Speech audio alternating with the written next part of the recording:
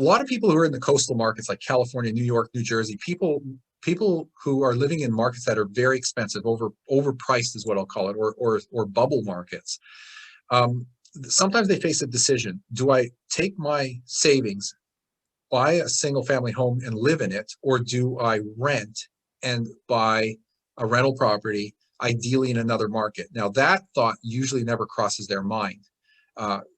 Both the fact that I could rent and buy a rental property, or I could rent and buy a rental property in another state. If you look at California, if you're going to buy a single family home, you're looking bare minimum $500,000-$600,000, but probably closer to $700,000-$900,000 plus. Well, if you had to put a down payment on something like that, now sure, you could get less than 20%, but let's just say it was 20%. 20% on a $1 million home wouldn't be a starter home, but here it is $200,000. What if you continue to rent, which, by the way, will give you more house for the dollar by renting in coastal California, as well as many other markets around the country? You get more housing for the dollar, more square footage for the dollar renting than you will buy.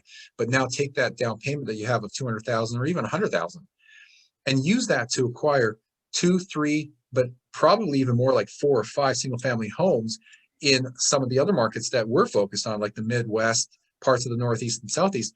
Guess what?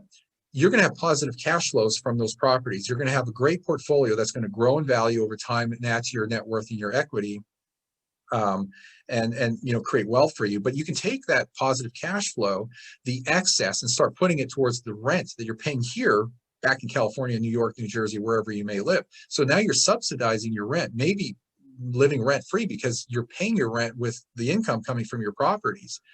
So you really have to take a step back and ask yourself and run the numbers. It's a math question.